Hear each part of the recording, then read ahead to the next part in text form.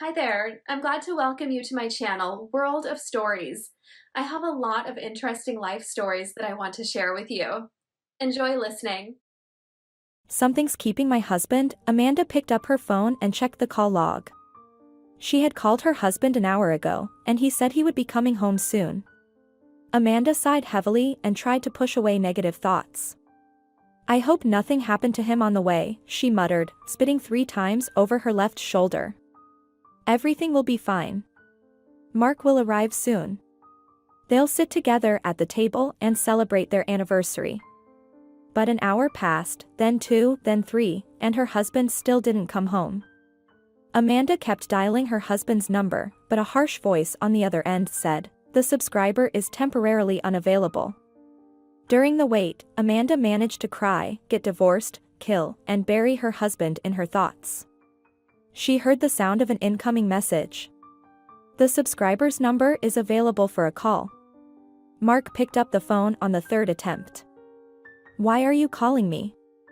42 missed calls, he grumbled in response to the incoming call. "Mark, I was really worried," Amanda started to justify herself. Mark arrived home in the early morning. He smelled of women's perfume, his tie was hanging out of his trousers pocket, and on the shoulder of his jacket, she discovered a faint trace of lipstick. "Where have you been?" Amanda asked her husband, almost crying from her fantasies. "Amanda," Mark furrowed his brow. "Let's talk in the morning.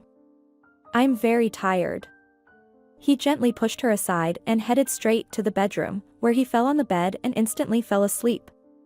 Amanda looked at her husband, who spread out across the whole bed, wiped her tears away, took a blanket, and went to sleep on the couch.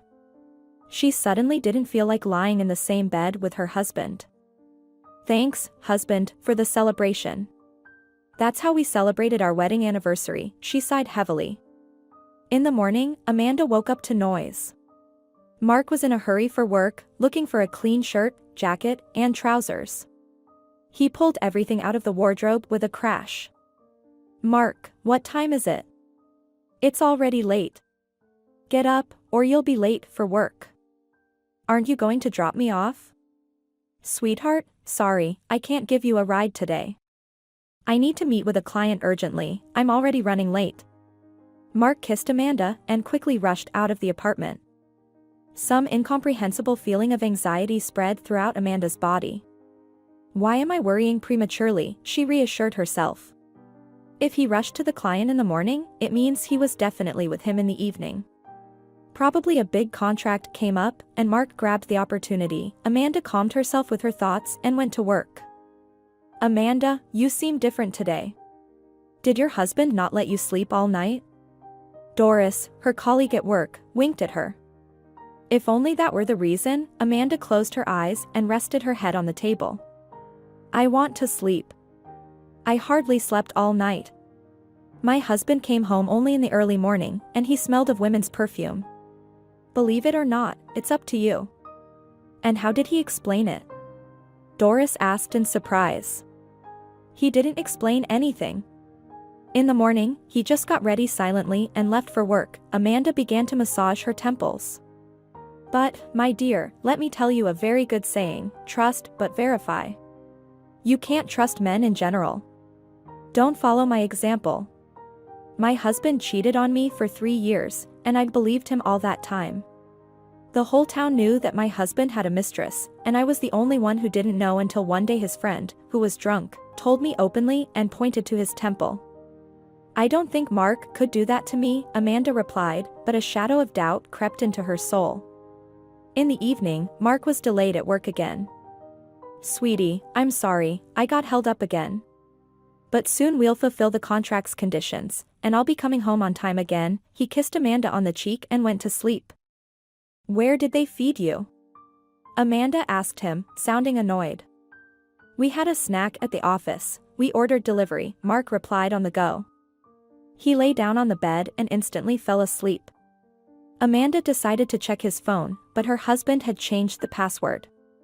She had to put some effort into it, rack her brains to enter the right combination of numbers on his phone. Amanda didn't find anything interesting. All the messages were deleted, and she didn't discover any contacts with unfamiliar girls' names.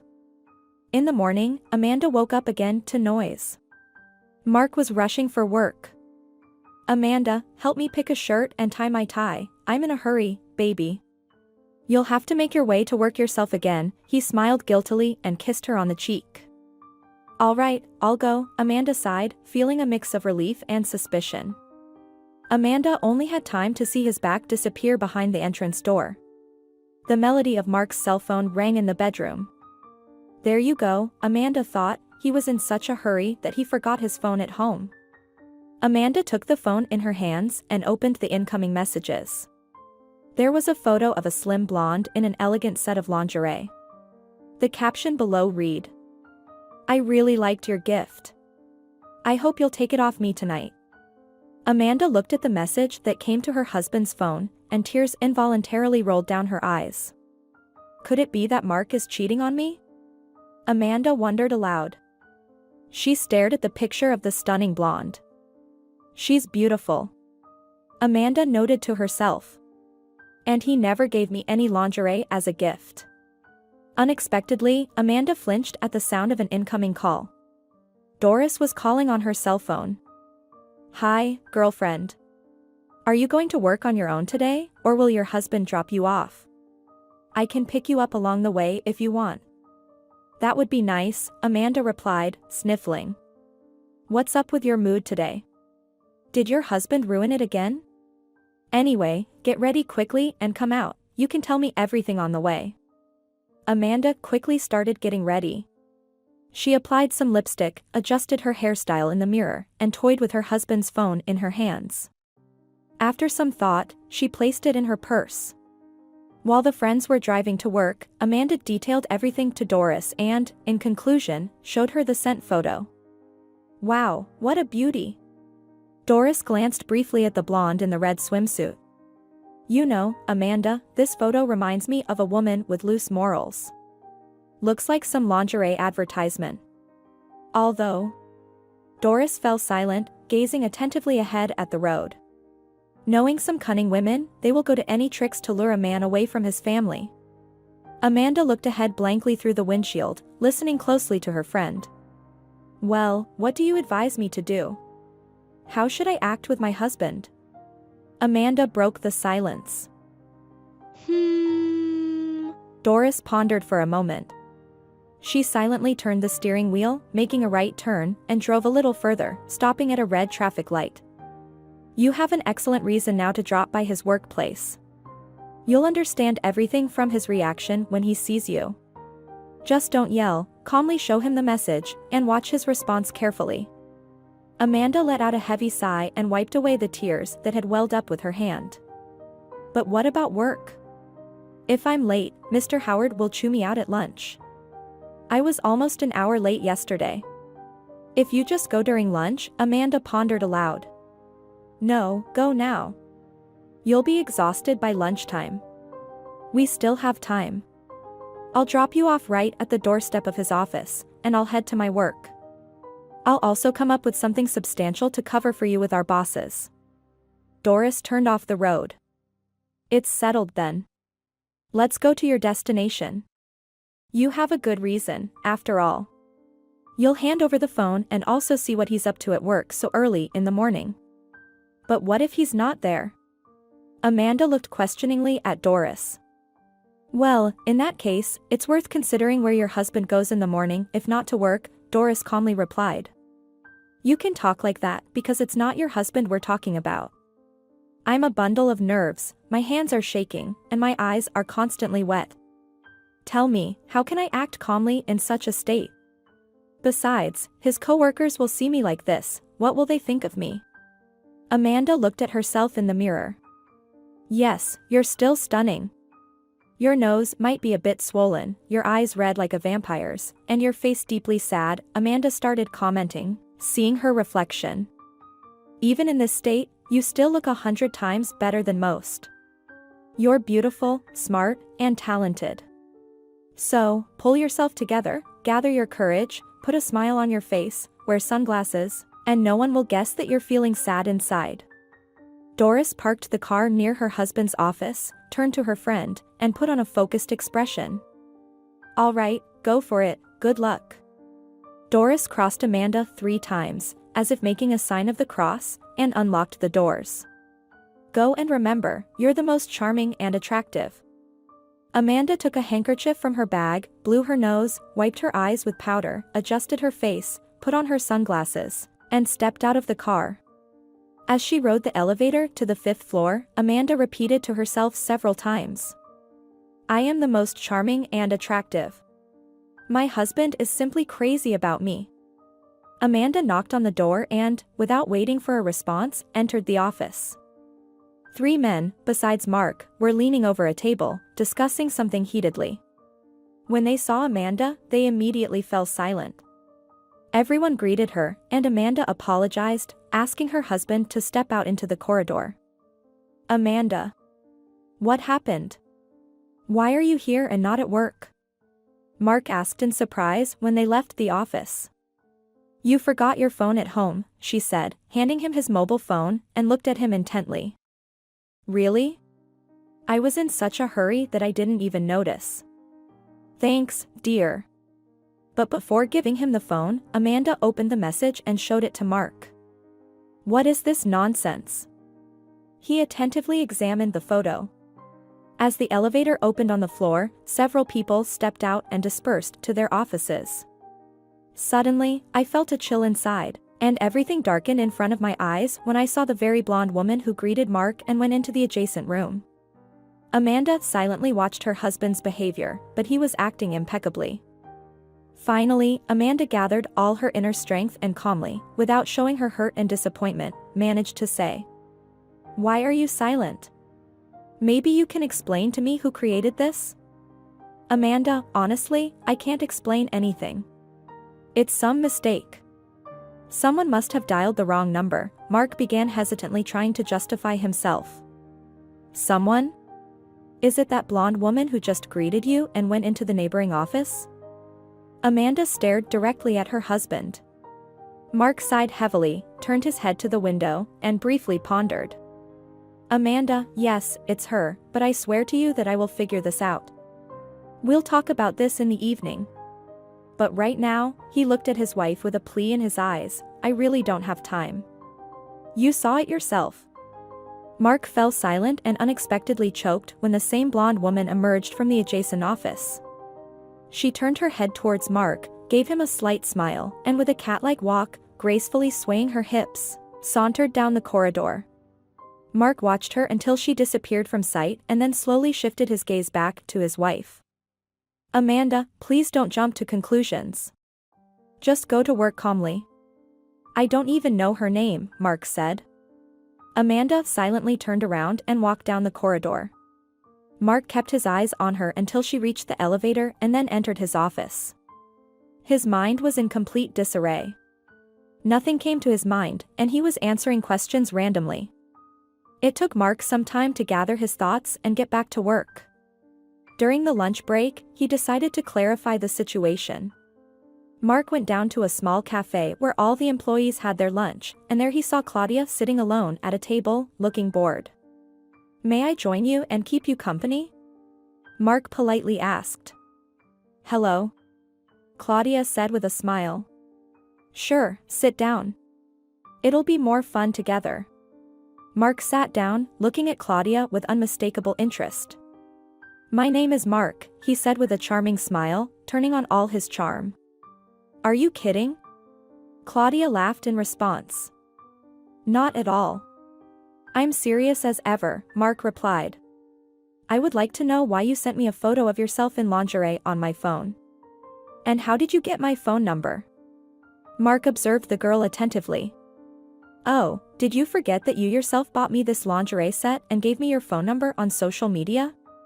Mark's face stretched into an unrecognizable expression. "Me? You must be confusing me with someone else. I definitely didn't drink with you, that's for sure." "My memory has never failed me," Mark hesitated timidly. The girl looked at him, and her eyes sparkled with cheerful glimmers. "Come on, Mark, let's remember together. The day before yesterday, in the restaurant next to our office, you and your colleagues were celebrating some deal. My friend and I were sitting at the neighboring table. You kept inviting me to dance, and then a button on my blouse near the chest came undone, and you didn't like the color of my lingerie. You called a taxi and left. We thought you went home, but you came back with that red lingerie set and spent the rest of the evening trying to make me try it on. And you insisted that you couldn't be mistaken about the size. Mark listened to the girl with his mouth open, and the more she spoke, the more his hair stood on end, and his eyes grew wider and wider. He nervously swallowed and coughed softly.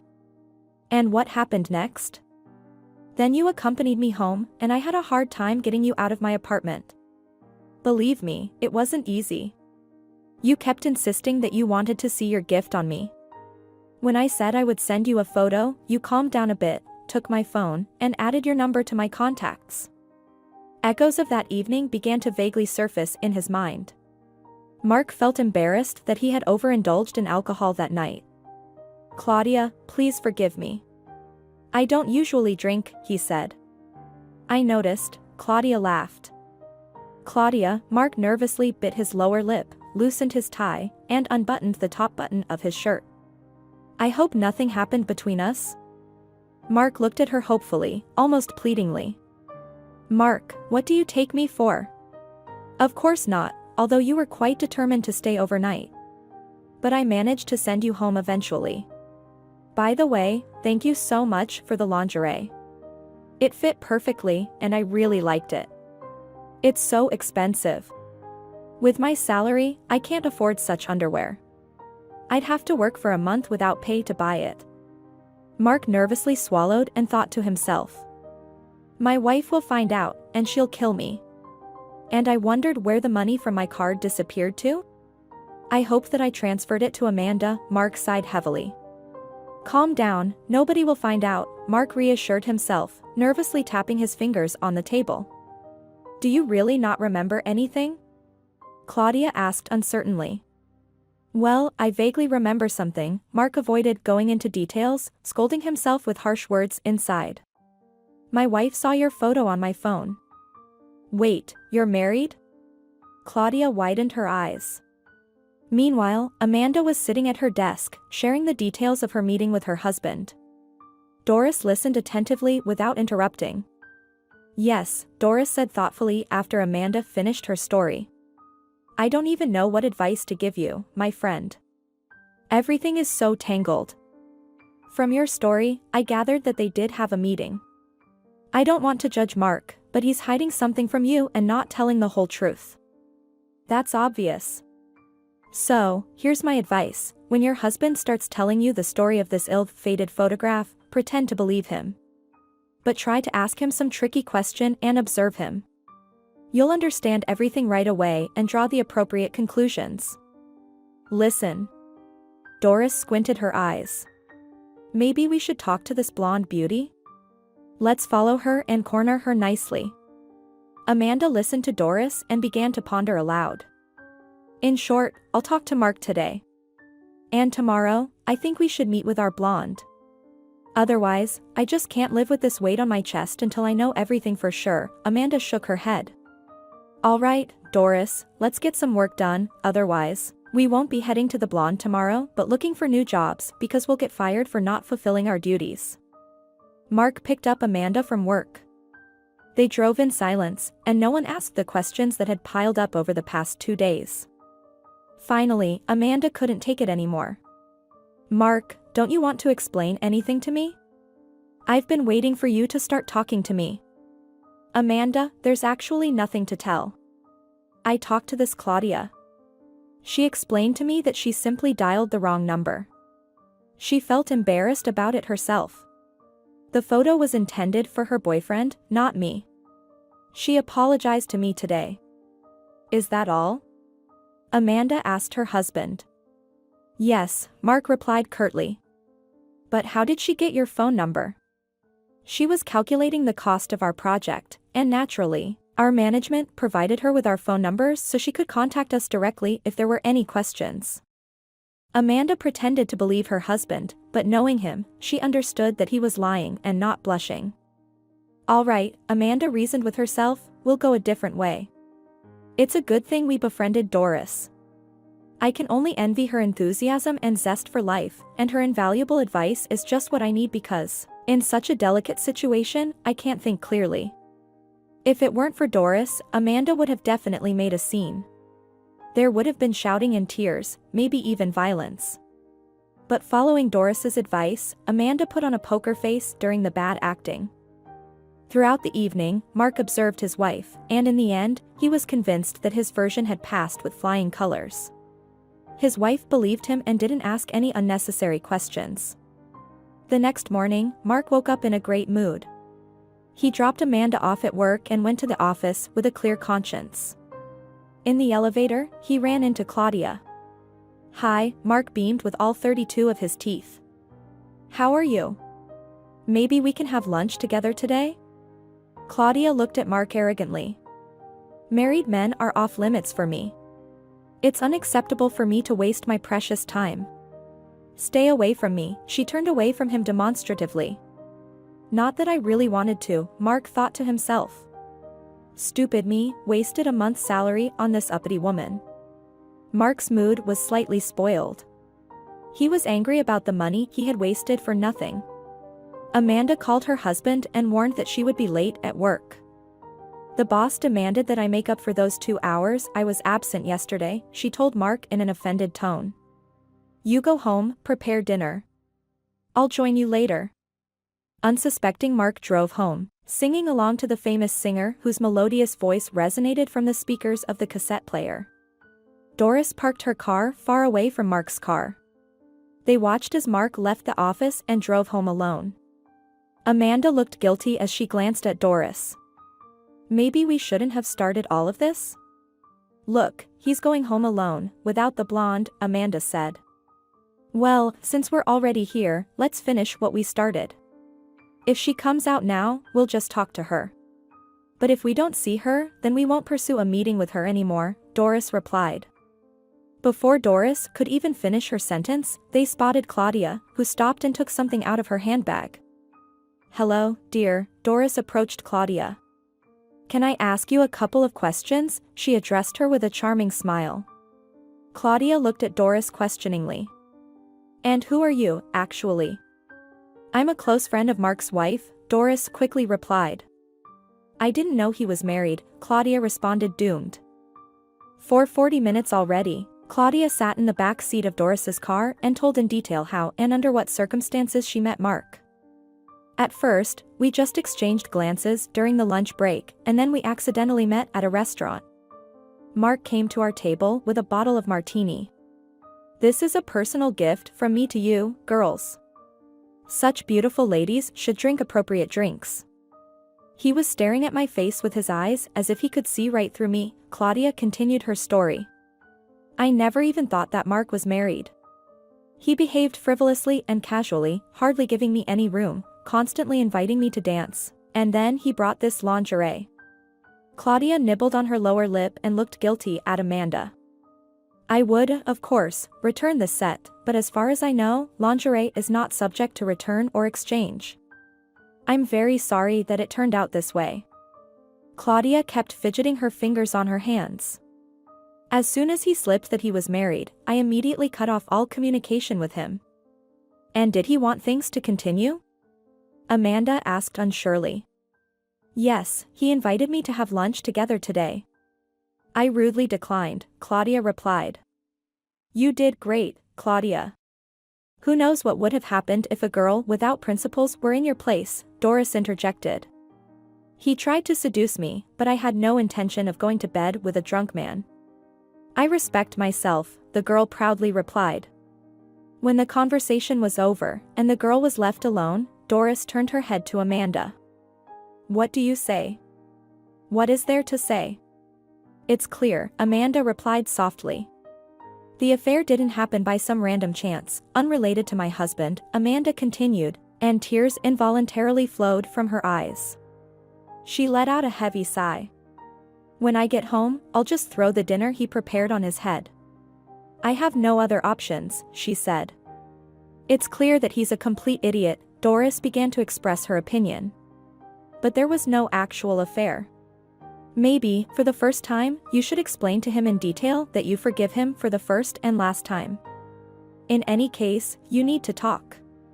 You'll see how he behaves, and then you can make your decision, Doris instructed her friend.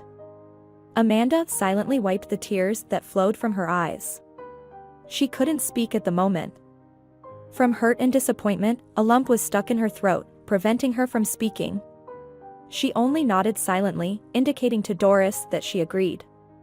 "All right, enough crying," Doris said gently. "We'll stop by the pharmacy now, and I'll buy you something to calm your nerves so that you can behave calmly and rationally and make decisions with a clear head." "Amanda, everything has already happened. You know everything now. It's good that the girl turned out to be decent and told us everything, and she didn't jump into bed with him right away. That's the most important thing," Doris rambled on.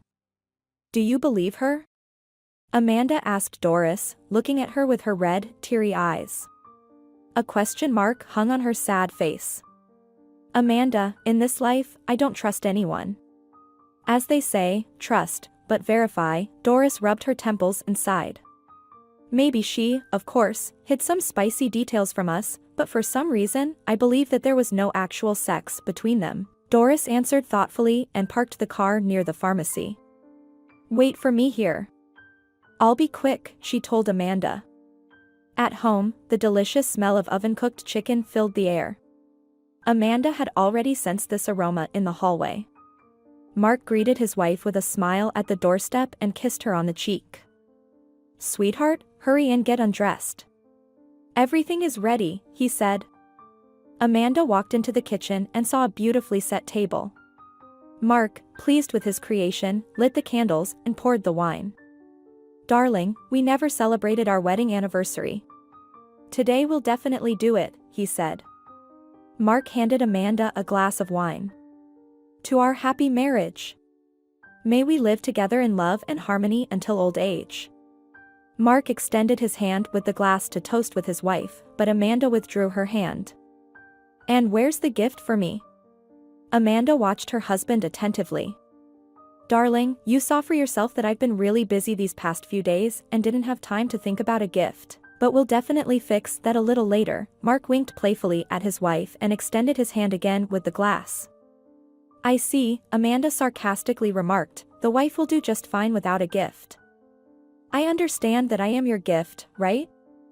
Of course, you spent a fortune on a gift for Claudia. I've never even dreamed of such an expensive lingerie set. It's too extravagant for your wife. I have no use for such a set. By the way," Amanda continued her monologue, "your salary was supposed to be deposited into the account by now, but you persistently stay silent and say nothing," she calmly continued. Mark paled. He struggled to hold the glass of wine in his hand. His heart was pounding out of his chest, his hands trembling. He nervously swallowed, choked, and guiltily looked down at the floor. "How do you know about Claudia?" Mark managed to say, still looking down. "I know everything." Amanda continued to drill her husband with a hateful gaze. "And this chicken you cooked today? It's the last piece of meat in our freezer. My salary will go towards the mortgage, and what will we eat for the rest of the month? As I understand it, your entire salary went towards a lavish gift for Claudia. Bravo. You didn't fall flat on your face. You surprised everyone. I'm very interested, my dear husband, where did you find such boutiques with ridiculously expensive lingerie? Come on, enlighten your wife, because, celebrating our 5th anniversary, I realize that I don't know you at all. My eyes have been opened. You turned out to be such a gallant cavalier. Your imagination is so rich. You managed to sneak off late in the evening in a taxi to buy stunning lingerie for your beloved girl. She must have really captivated you, huh? I never expected that you could court someone so beautifully." Amanda put the wine glass back on the table, picked up a chicken leg, placed some potatoes on her plate, and calmly started eating, not showing how heavy and bitter her heart felt. Mark stood there, rooted to the spot, silently watching his wife. Finally, he regained his composure. "Are we just going to keep silent?" he asked Amanda. "It seems like I've been doing all the talking tonight, she calmly replied to his question. "I'd like to hear from you." Amanda raised her eyes and looked attentively at her husband. "What else am I supposed to say to you?" "You already know everything," Mark cynically responded. Amanda thought that he would start apologizing, repenting, and begging her, but Mark decided that the best defense is an offense. "So what?" "I flirted a little with a colleague at work." "It's not a crime, especially since I was drunk and don't remember anything." "I don't see any reason for a fight or argument," Mark declared. He demonstratively sat down at the table, gulped down his wine, and began serving himself food on his plate. Amanda stayed silent, observing her husband's rude behavior. No one said a word at the table anymore. Amanda, unhurriedly, ate everything she had put on her plate, without saying a word. She got up. "Thanks for dinner," she said and left the table. "Don't you want to keep me company?" Mark looked closely at Amanda. "Sit with me." "I don't see the point." Amanda forced a smile to her husband and left the kitchen. Mark remained sitting at the table, nervously tapping the knife and fork. How did she find out everything, he asked himself. Did she talk to Claudia? Or maybe one of the colleagues blabbered. They always laughed at me when Claudia and I looked at each other. Screw it, I don't care about that. She'll cool off and calm down. The main thing is that there was no actual betrayal, and flirting is not betrayal, Mark tried to reassure himself. Amanda turned on the TV, covered herself with a blanket, and lay down on the couch. Claudia. Amanda sighed sadly.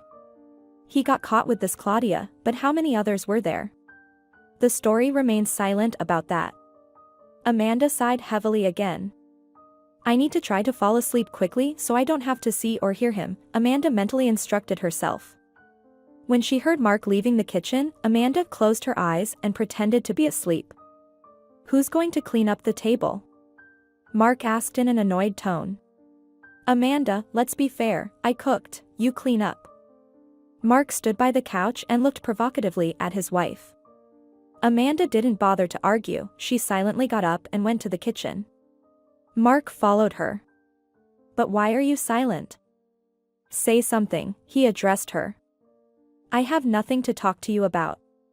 Amanda replied, holding back her emotions. Well, how can you have nothing to say?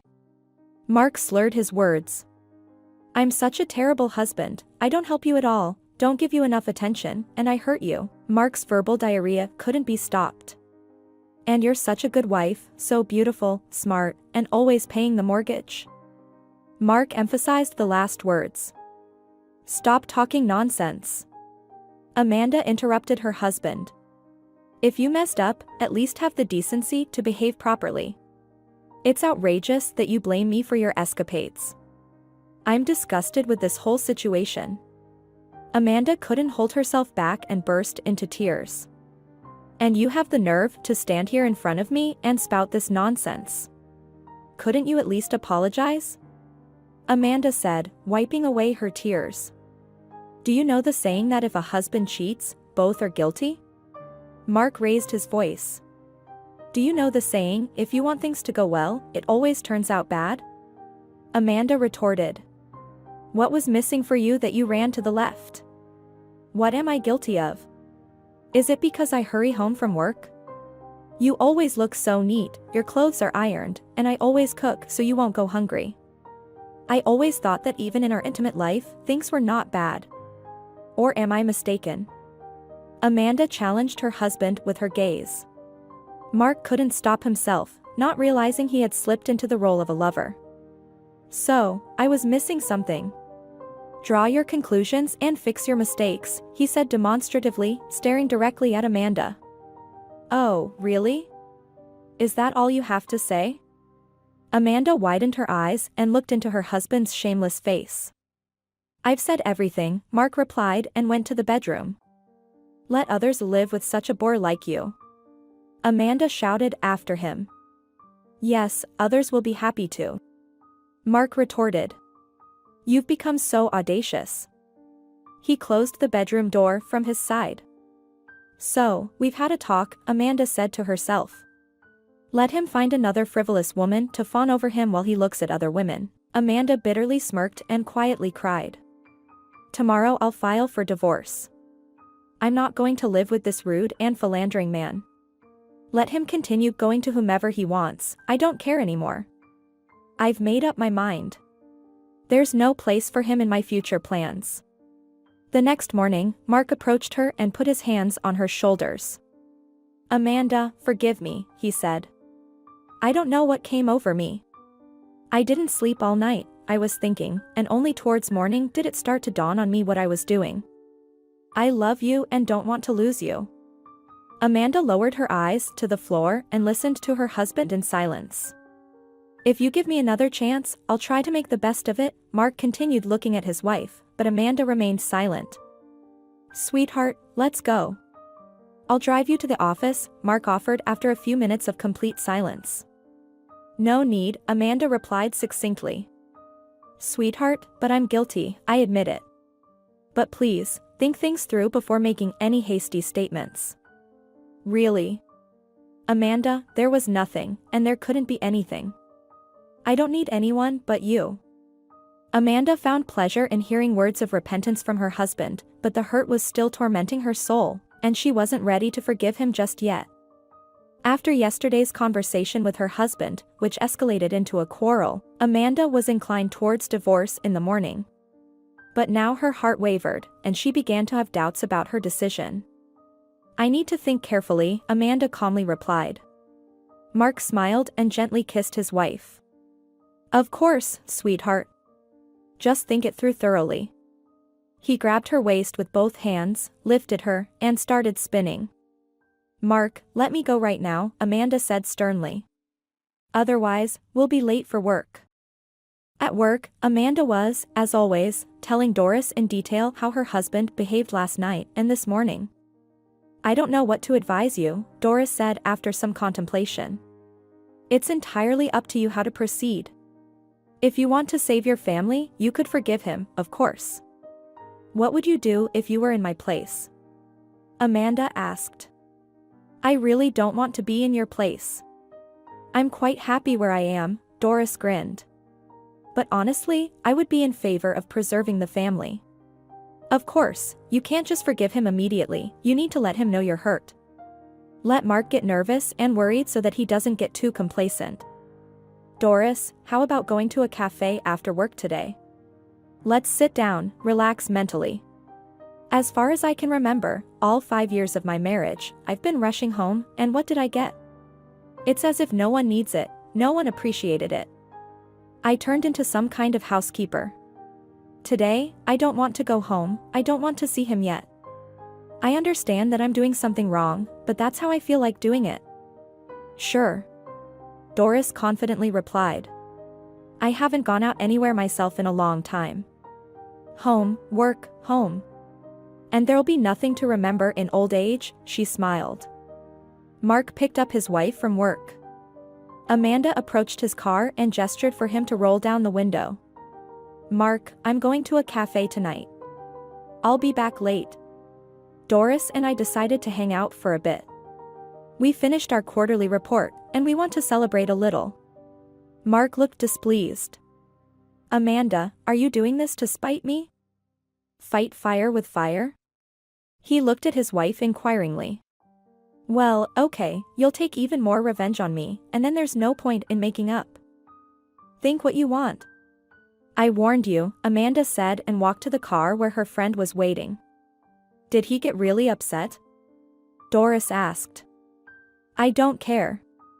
I'm not ready to listen to his singing all evening today, especially when my trust in him is undermined. I don't believe a single word he says. I want to relax. Amanda fastened her seatbelt.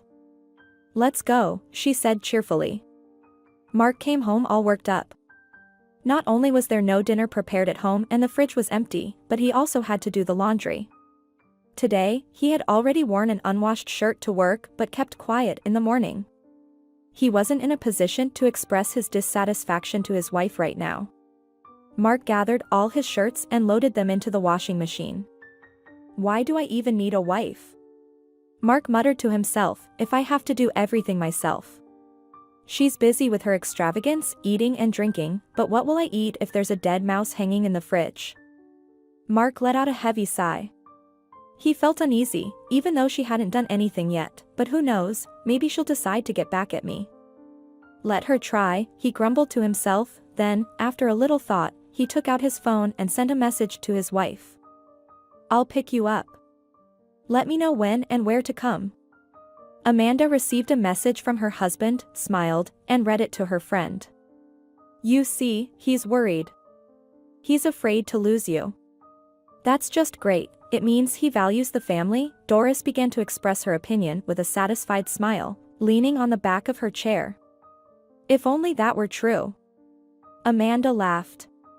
Most likely, he just doesn't want to lose his free housekeeper. He's got it all figured out, the dear husband.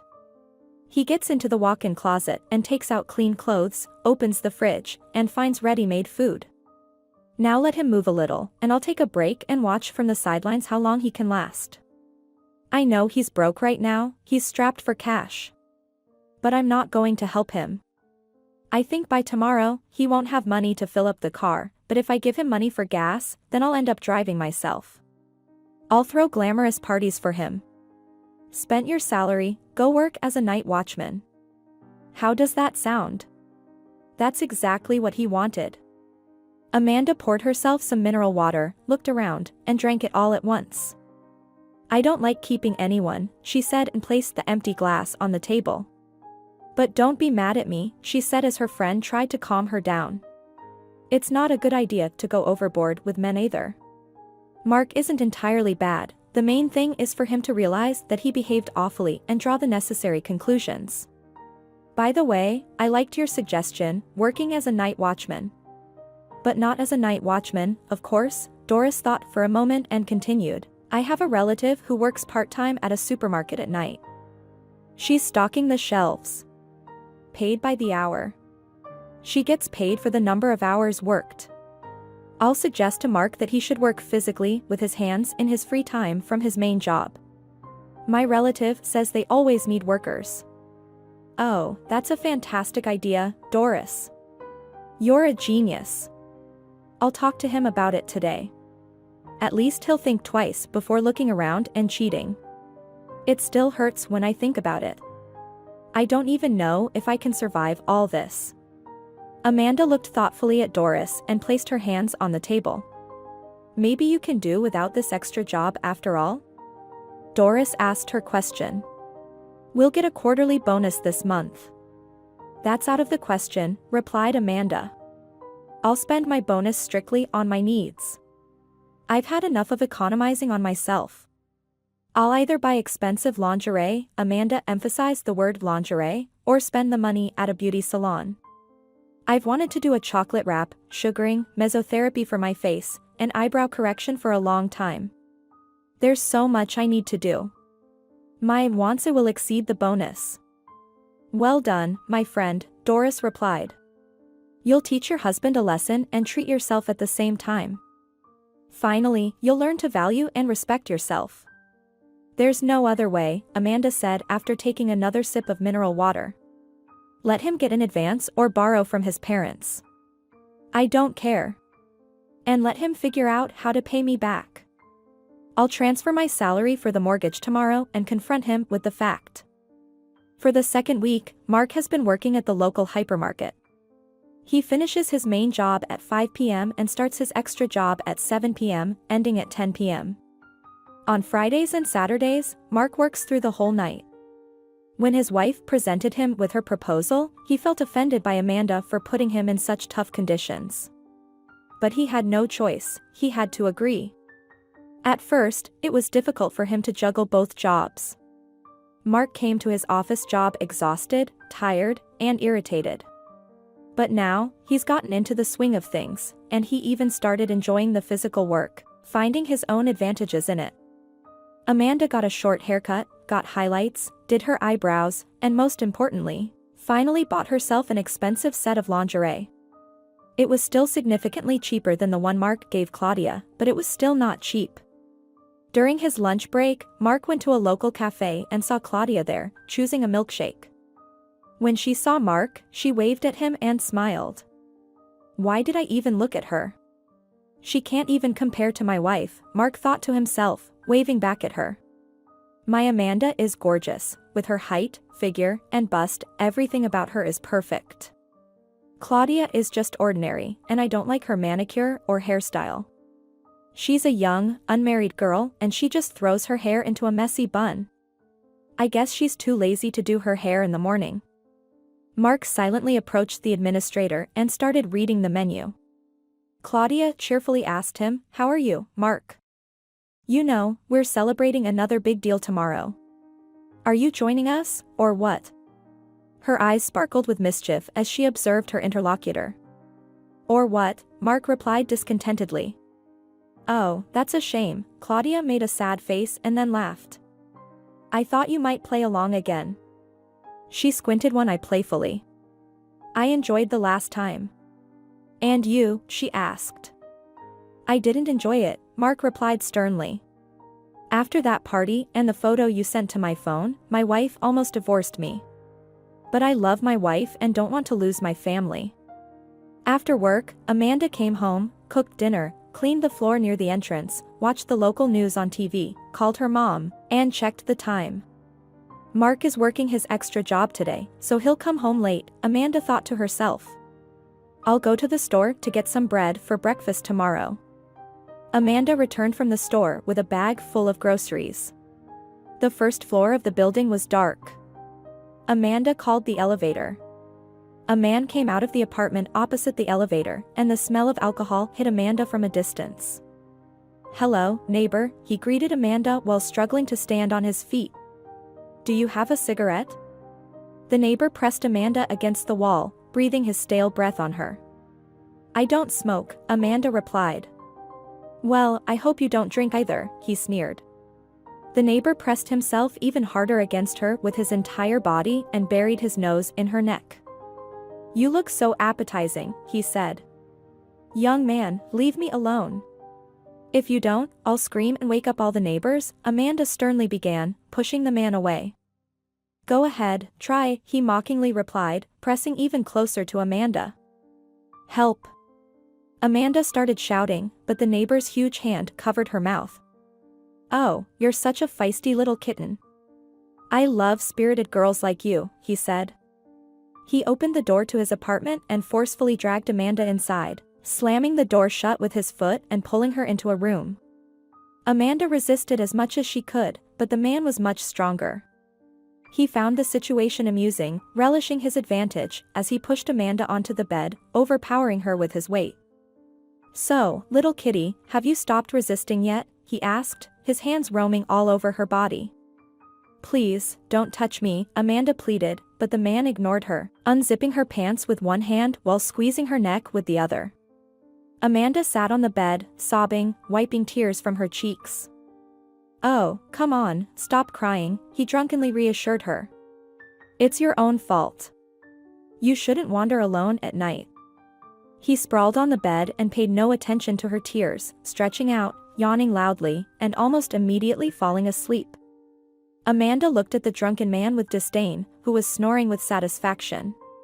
She sighed heavily, wiped her tears, got dressed, and slowly made her way home. Once home, she immediately headed for the shower. She bathed several times, as if trying to wash away the shame. Amanda felt disgusted by the memory of what had happened to her just an hour earlier. Why did I go to that store? How am I supposed to live with this burden on my heart?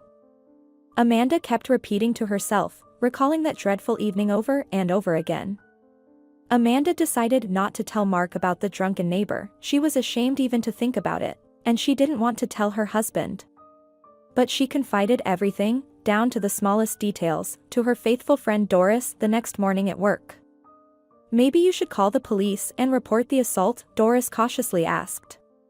With tears in her eyes, Amanda replied, "Yes, and then the whole neighborhood would know I was assaulted, and they'd point fingers at me." "Thanks, Doris, but I don't want that kind of notoriety for myself." "Will you tell Mark then?" Lisa asked carefully. "I'm ashamed to tell him," Amanda sobbed again. "I know I should, but I can't bring myself to do it." Amanda covered her face with her hands.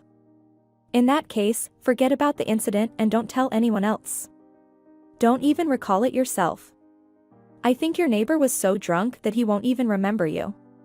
So, my advice is, when you see him, pretend you don't know him and that nothing ever happened between you two.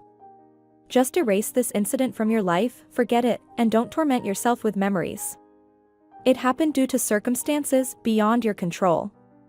Amanda, you are only at fault for having that scumbag as your neighbor. Doris tried to console Amanda, but the wound was still fresh.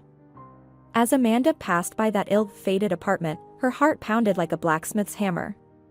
She felt as though the door would open at any moment, and those strong hands would drag her back into the apartment, onto that filthy bed, and she would have to endure that repulsive smell of alcohol again.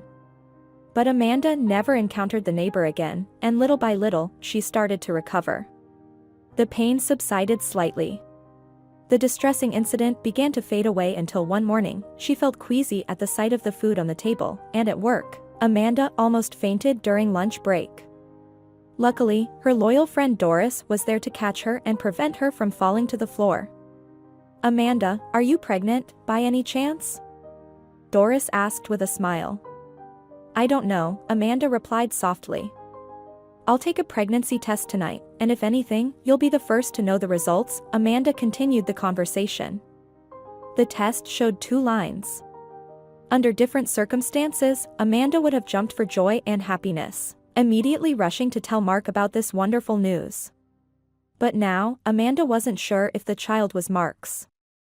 Today, it was Amanda's last day at work as she would begin her maternity leave tomorrow.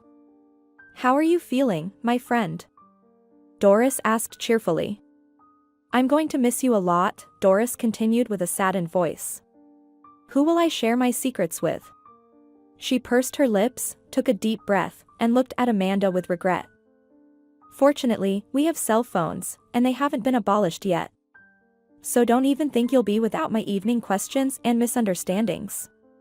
You'll still seek my wise and helpful advice and answers, Amanda replied. Doris smiled. I hope you won't need my advice anymore. Mark is over the moon with happiness about becoming a father. The child will be born, and you will have a perfectly healthy and complete family. Amanda covered her head with her hands and sighed heavily.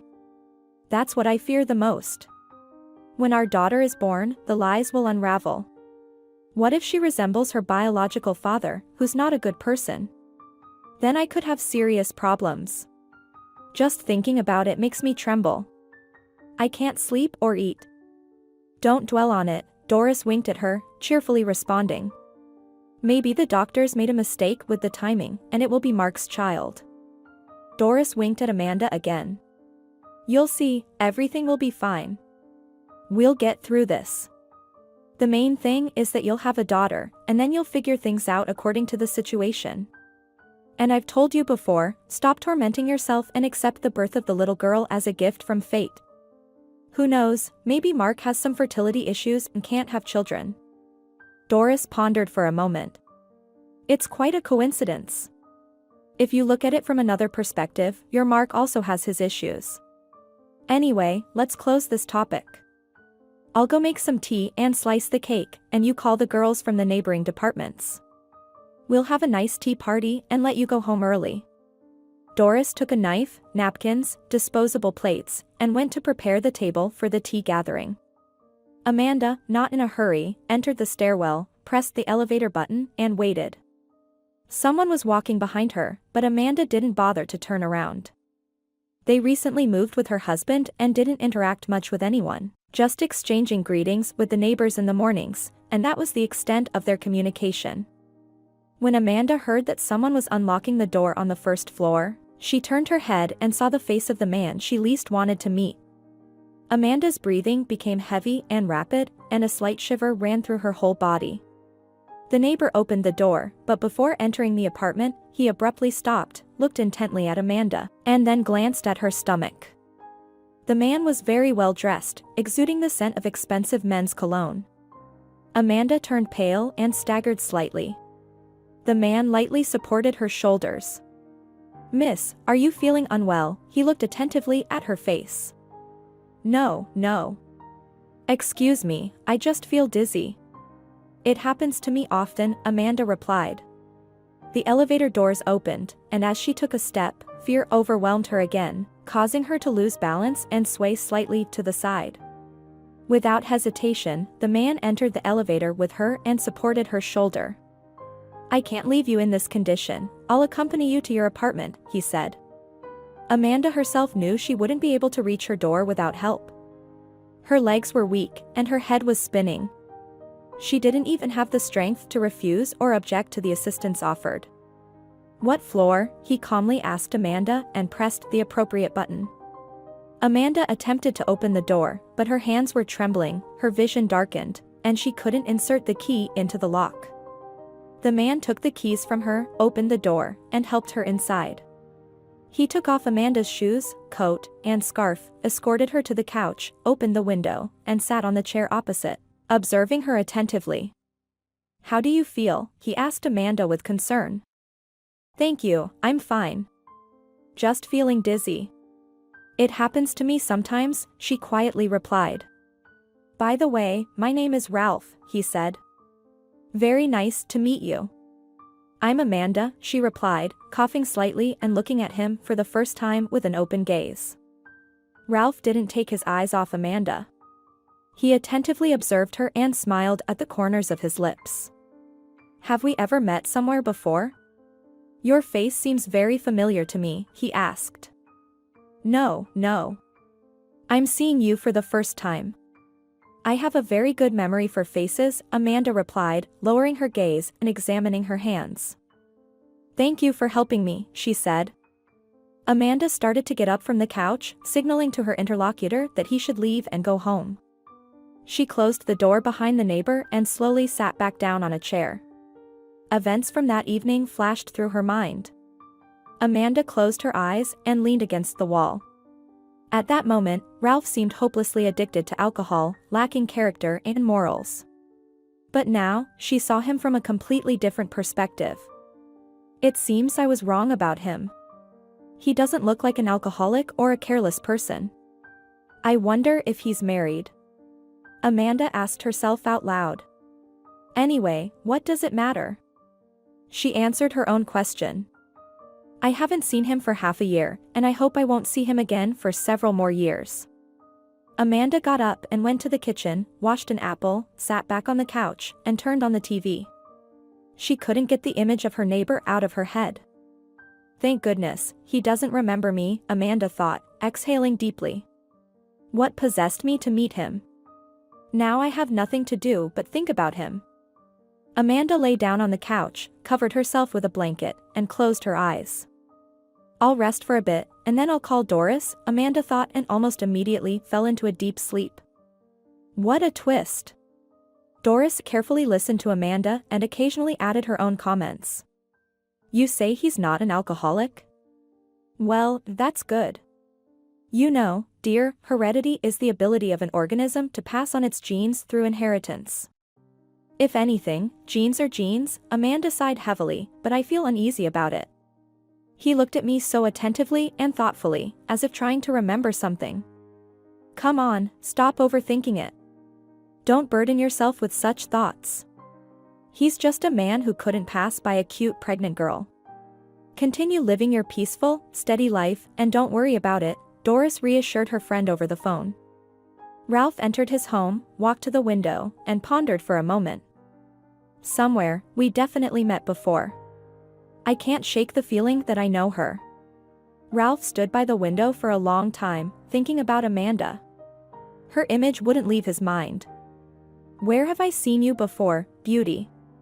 Even though you claim to be seeing me for the first time, I can tell from your frightened eyes that you're not being entirely truthful, he said.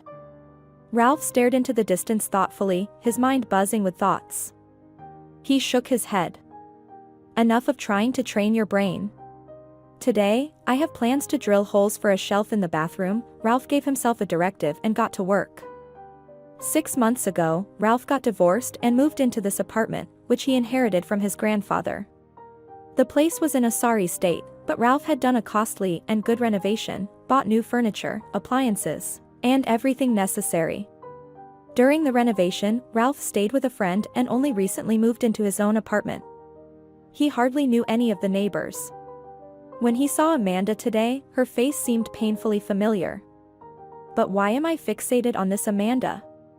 I don't understand myself, Ralph mumbled to himself. Maybe I've seen her before. I just remember a beautiful face, interesting features, just a nice girl, that's all. Now she's pregnant, and soon she'll give birth to a child, becoming a mother. A phone call on his cell interrupted Ralph's thoughts. It was a colleague from work, asking him to review the sketches and drafts for a major advertising campaign for a large trading company. Send me all the material to my email. I'll take a look and provide my comments and suggestions. I'll send it back for revisions if needed, Ralph replied and hung up the phone.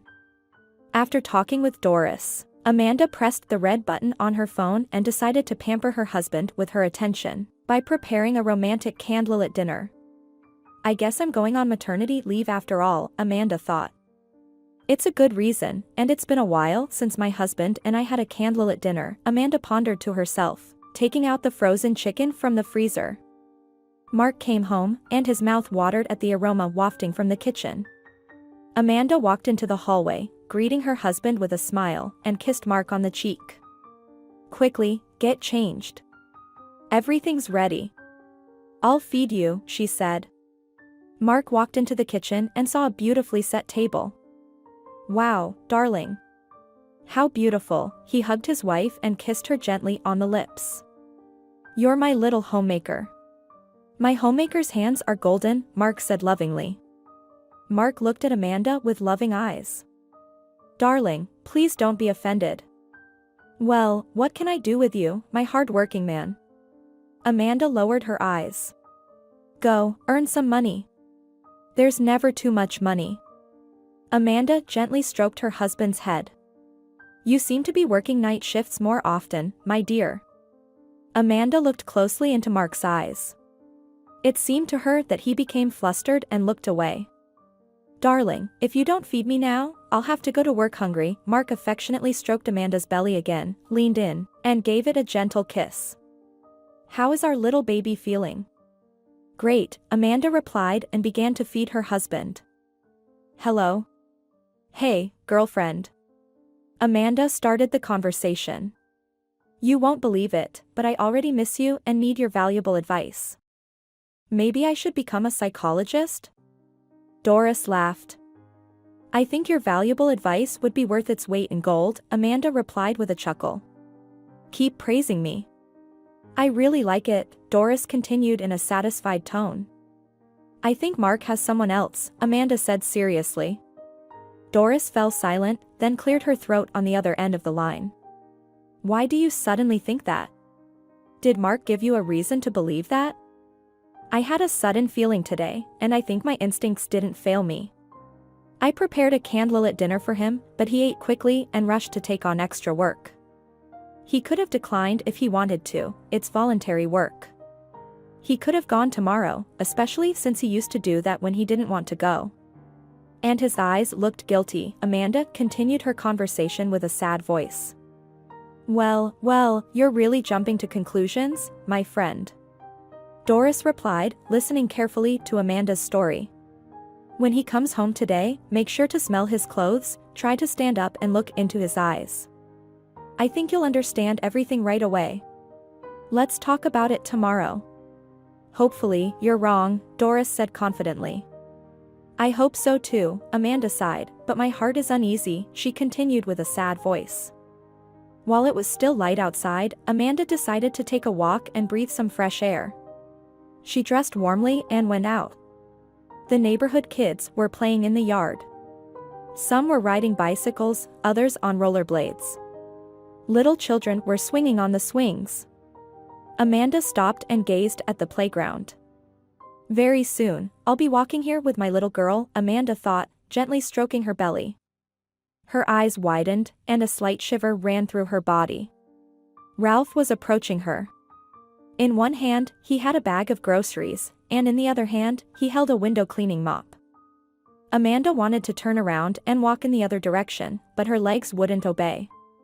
Ralph noticed Amanda from afar and quickened his pace.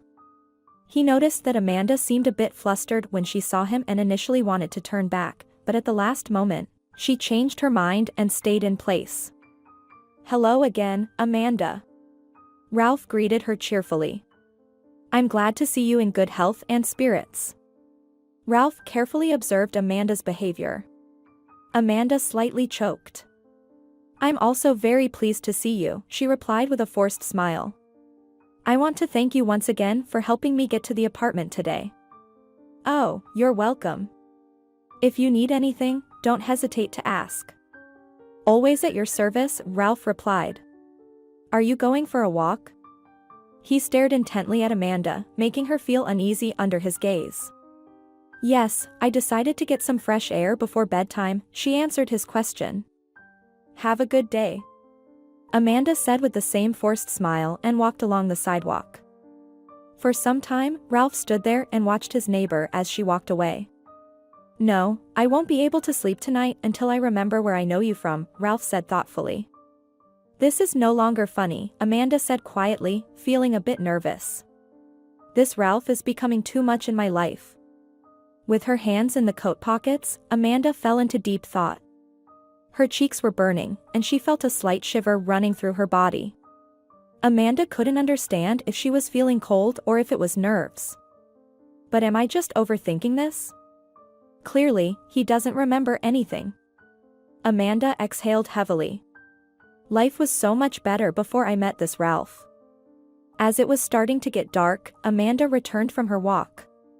She approached her building and saw the neighbor again. He was standing on the street smoking. "This can't be. Is he going to keep bothering me all the time now?" Unpleasant excitement arose within Amanda once more. Ralph constantly glanced out of the window and waited for the familiar silhouette to appear on the horizon. As soon as he spotted Amanda in the distance, he grabbed his jacket and went outside. "What's wrong with me? I'm acting like a little boy." Ralph scolded himself in his thoughts. "But why do I even need all of this? She's a pregnant girl, and most likely, she has a husband. Yet here I am, wandering around in front of her. It's obvious to the naked eye that she finds me unpleasant." "Hello again." Ralph greeted Amanda with a broad smile. "I won't be surprised if she kicks me out now," an intrusive thought flashed in his mind. "Good evening," Amanda replied sternly and walked past Ralph. He quickly put out the cigarette and threw it into the bin, then hurried after Amanda. Near the elevator, Amanda turned around and looked puzzled at Ralph. "Do you want to ask me something?" he asked her. "No," she replied curtly and stepped into the elevator. Amanda checked the time once again. It was already midnight, and Mark was not home yet. Usually, he would be home by this time. Amanda dozed off slightly when she heard the sound of a key turning in the front door. She immediately got up, turned on the light, and went to greet her husband. "Mark, why did it take you so long? And why didn't you answer my calls?" Amanda squinted her eyes and started scolding Mark in a displeased tone. "Sweetie, I told you I'd be a little late and not to wait for me. They asked me to stay and help with restocking the shelves," Mark began to explain. Amanda furrowed her brow. "Are you drunk, Mark? I can smell alcohol on you." "Just a little bit," he grinned. "Go to sleep, darling. I'll go to the bathroom and then join you." Amanda's desire to sleep disappeared. She followed Mark into the bathroom and deliberately began to smell his hair and the clothes he had thrown into the laundry hamper. "Why does your shirt smell like women's perfume?" she calmly asked, observing Mark's reaction closely. "What do you mean, smells like women's perfume?" He shrugged involuntarily. "How would I know? We have many women working with us." He raised his eyebrows in surprise and looked at Amanda. "Are you jealous?" Mark smiled. "I'm not jealous. I'm stating a fact that I don't like your recent behavior." Amanda finished her monologue and walked out of the bathroom. Mark lay down next to his wife on the bed. "Well, what are you imagining? I don't think I've given you any reason for that." Mark received a message on his cell phone at that moment. Give me your phone, please, Amanda reached out. Why do you need it? Mark asked. I want to see who is sending you messages so late at night. Here, take a look. Mark handed his phone to Amanda. Everything's fine, the message said. The contact was saved as Peter. Amanda calmly saved the number in her phone. Why do you need that? Mark asked, surprised. I should have the numbers of all your friends. I'm pregnant, and you never know, Amanda replied. The next morning, Amanda woke up with a headache. She didn't want to get out of the warm bed, but she needed to see her husband off to work. Mark, she said to him as she placed a cup of tea and hot sandwiches on the table, maybe you shouldn't go for extra work for now? I'll receive my salary, bonuses, and maternity leave payment soon. The amount will be quite substantial, enough for us for the time being. Then we can see how things go. I feel sorry for you. You work too hard. You don't get enough rest, and then you go to the office early in the morning. Amanda looked at her husband with concern. Mark almost choked on his sandwich. Darling, you can't please me. First, you almost forced me to do extra work, and now you say the opposite. You need to make up your mind about what you want from me. I've just settled into this job. And besides, you can never have too much money. But all right, I'm off now, he kissed Amanda on the cheek. Thank you, dear, everything was delicious. Amanda frowned, dissatisfied. Mark, but I hardly see you. This is not normal. We need to do something about this. I can't be constantly alone. As Mark opened the front door, he turned around and looked at his wife attentively. Amanda, we will definitely come back to this issue. I promise you. He waved, goodbye, and blew her an air kiss. Amanda sighed heavily and went straight to the bedroom. Amanda woke up from the insistent ringing of her cell phone. Hello, future young mom? Doris greeted her. Hi, Amanda replied sleepily. Did I call you at the wrong time? Did I wake you up? It's all right, Amanda said. It's time to get up anyway. Oh, Mark came home very late yesterday. I sniffed him all over, Amanda laughed. Checked his cell phone too, and I fell asleep very late. And what conclusions did you draw? Doris cautiously asked. My suspicions only grew stronger, Amanda replied, almost crying. Then Amanda told Doris about their neighbor. To be honest, Doris, this Ralph just drove me crazy yesterday with his persistence. Amanda went on to tell about the message that came to her husband's phone at night. Doris listened attentively, trying not to interrupt, occasionally inserting a word or two to comfort her friend. When Amanda finished her story, Doris let out a heavy sigh. I forgot why I called you. I have two news, one good, one bad. Which one should I start with? Let's go with the good one, Amanda said uncertainly. She felt a sense of impending anxiety but managed to compose herself. Well, Amanda, this acquaintance of mine has been working part-time at the same place as your Mark for a week now. She's separated from her husband, needs more money, so she decided to earn some extra cash. Amanda, brace yourself, but he wasn't at work yesterday and the day before yesterday. Don't worry too much though. It doesn't necessarily mean anything, but I couldn't keep this information from you. I've been thinking all morning whether to tell you or not, Doris sighed heavily over the phone. It felt like a weight off my shoulders when I finally told you. You did the right thing, Doris. It's better to hear the bitter truth than sweet lies. Thank you, my friend. Tears welled up in Amanda's eyes. She wiped them away with her hand and sniffled. Amanda, are you crying? Well, here's what we'll do. Go outside, I'm already on my way to you. Let's not speculate anymore, let's go to Mark's workplace, Doris continued. Do you think we should go? Amanda timidly asked her friend. I think we should. It's time to uncover the truth. Amanda started getting ready to go outside. Her head was pounding, and her mood had plummeted. It's almost lunchtime. I'll tell him everything, see how he'll try to justify himself. Maybe I'll even say it's not his child, so he won't feel ashamed in front of me. Amanda determinedly prepared herself for the conversation. In full combat readiness, she stepped out onto the street and immediately noticed a car pulling up to the entrance. Ralph got out of the car. Seeing her neighbor, she became even more infuriated. Amanda. Hello, he smiled. Hello? As far as I remember, we didn't switch to a familiar view, she replied sharply and turned away from Ralph. Sorry. Amanda, your face has been on my mind. It feels like we've met before. I just can't remember where, Ralph said, looking at Amanda with curiosity. Amanda turned towards Ralph, looked at him with hatred, and replied sharply, Do you really want to know where we've met? Do you really want to know? You'll regret it later, she continued, observing him with animosity. Very much, he calmly responded. It's been bothering me. Why? What could I have done to hurt you? A question mark froze on his face. Because, in a drunken state, you raped me right here in this very apartment, on an old dirty mattress. Now do you understand? Amanda revealed with intense emotion. Doris pulled up in her car, and without saying another word, Amanda walked towards her friend's vehicle. Ralph grabbed her by the hand. Amanda, I won't let you go until you explain everything to me properly, he said. Ralph noticed that Amanda was not in the state to explain anything to him. She began to free her hand from his grip. Ralph silently let her go and watched as she got into the car with her friend.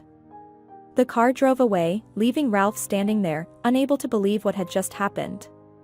6 months ago, Ralph divorced his wife, and it was a difficult process. Unexpectedly, details of his family life emerged. It turned out that Ralph was raising someone else's child and was also financially supporting his wife's lover.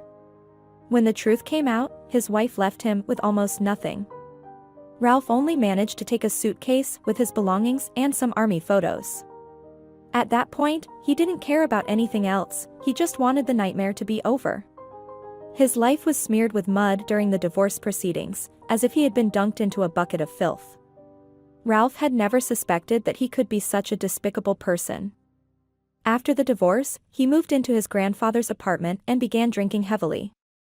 Yes, he drank to the point of not recognizing his own family and close friends. He spent a week at his grandfather's place, and then his parents couldn't take it anymore, so they brought Ralph home and put him under strict control.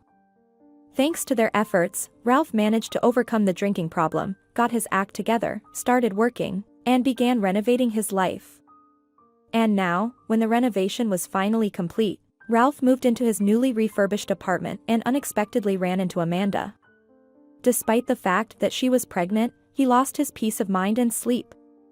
Currently, he stood on the street, reminiscing about the dream that had etched itself into his memory, refusing to leave his mind. It had been quite some time, but Ralph remembered every detail of that dream vividly. Now, all the pieces fit together in his head. Amanda was the girl from his dream, and her face was crystal clear in his memory. Oh my God, was all of that real? Did I really violate that girl? Ralph clenched his fists and bit his lip with all his might. At that time, he despised all women on earth. He believed that all women were deceitful and unfaithful to their husbands. What should I do now? How can I beg Amanda for forgiveness? Ralph mumbled to himself. I got so drunk, lost my human decency, and attacked a defenseless girl. His hands trembled with nervousness, and his palms grew sweaty. I wonder how far along she is. And why have I never seen her with a husband? She roams around alone in the evenings. Maybe she doesn't have a husband? Then, perhaps, it's my child. Oh, it's absurd, Ralph continued to gather his thoughts. Ralph felt deeply ashamed of his disgusting behavior. How will I ever look her in the eyes? She could have filed a police report, and they could have put me in jail. Questions swarmed in his head. How could I possibly beg for her forgiveness when she doesn't even want to talk to me? Poor girl. She had to be at the receiving end of my violent actions. How I hate myself for this. I must talk to her, ask for forgiveness. Maybe even offer her some money. What if it's my child? Ralph smiled dreamily. No, Mr. Brooks, that cannot be. Ralph took out his phone from his pocket and called his workplace. I have urgent matters today. If anything comes up, please send it to my email. I'll work remotely today. Ralph pressed the end call button. Don't run away from me, Amanda. Today, we will definitely talk and sort everything out. The story is taking a new turn, Ralph said seriously and let out a heavy sigh. Amanda sat in Doris' car on the passenger seat and, out of frustration, struggled to fasten her seatbelt. Amanda, what's wrong with you? You look upset. Is it because of Mark? Her friend asked with concern. Amanda, we don't know anything for sure yet. He could be anywhere. Don't torment yourself prematurely. Let's find out everything first, and then we can think about it. You know, Doris, Amanda turned to her, I'm not going anywhere. I don't want to confront him at work. There's so much I need to say to him. Let's talk in a calm atmosphere when he comes home in the evening. I think he also has things to say to me. Amanda took a deep breath, then let out a heavy sigh. Stop the car after the turn. We'll sit for a while, talk, and then I'll go home. I don't want to see Ralph again. Let him think we've left. If I meet him now, I'll definitely snap at him like a dog. I have nothing to lose anymore. I've already told him everything. Was he standing with you by the entrance? Doris asked. Did you tell him everything? Almost, Amanda replied in a distant voice.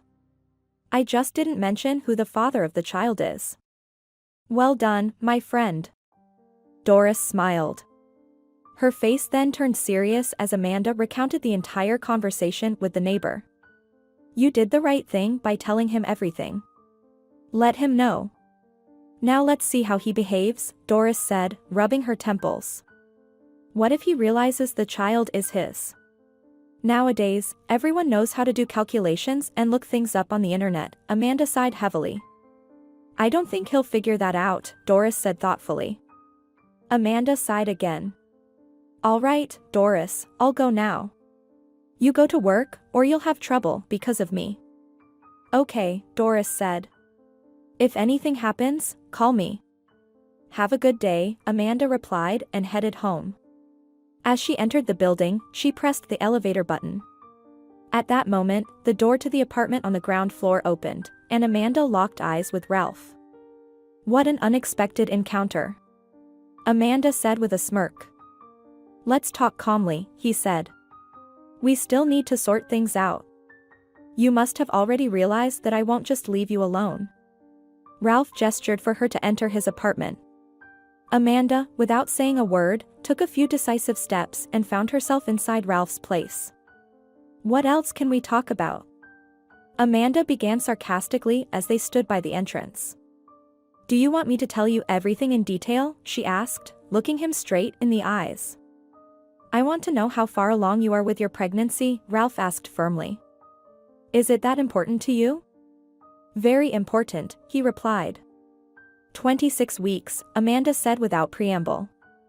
Ralph had already scoured the entire internet, calculated everything he needed to, but now he stood there, afraid to ask the question that troubled him the most. You want to ask if it's your child, am I right? Amanda continued drilling her gaze into Ralph. He couldn't utter a word, he just blinked. Yours, Amanda answered honestly. Ralph knelt down before Amanda, gently took her hands in his and began to kiss them. Forgive me if you can. I thought it was all a dream. I wasn't myself and didn't know what I was doing. Amanda pulled her hands from his grasp and started wiping away tears that welled up. Images of that fateful evening replayed in her mind. Ralph carefully wrapped his arms around her waist and leaned his face against her stomach, still on his knees.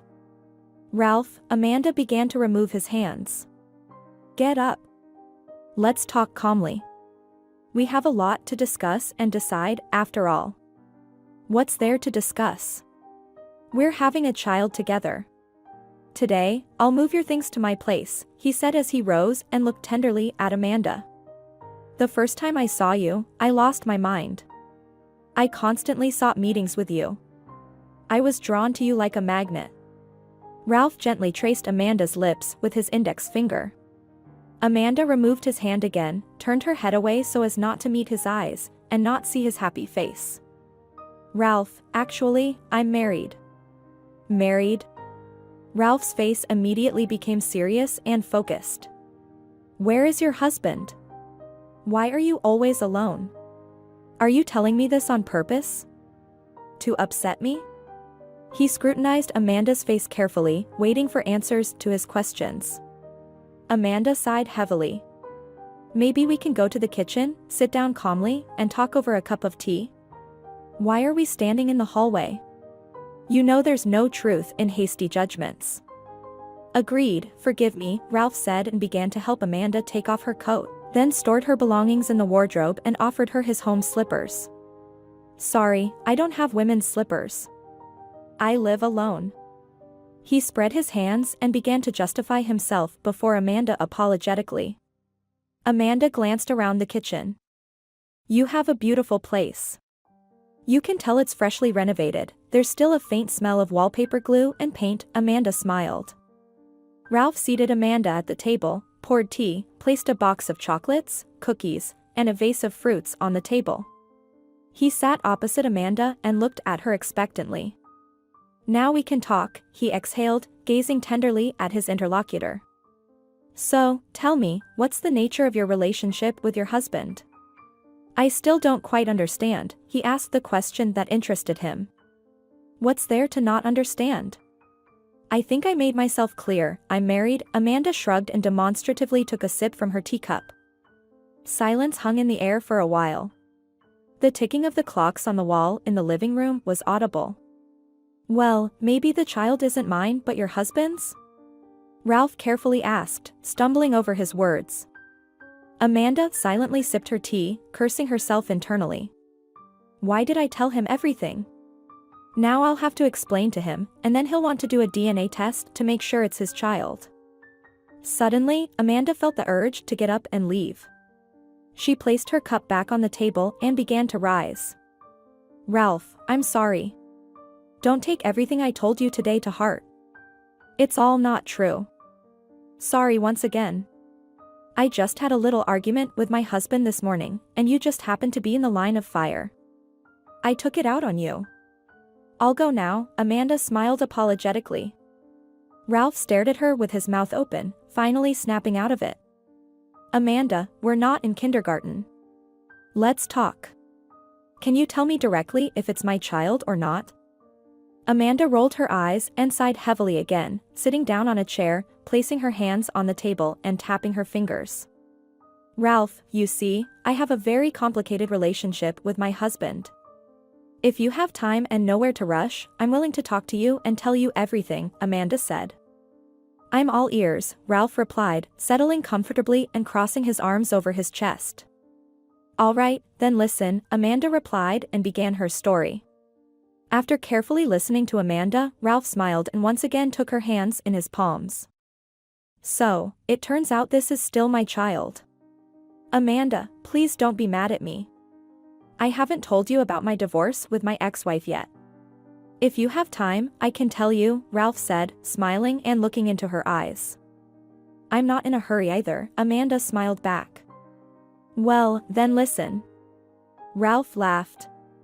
Just keep in mind that it's not a story for the faint-hearted, I'm warning you right away. Nothing can surprise me anymore after what you did to me, Amanda emphasized the last words.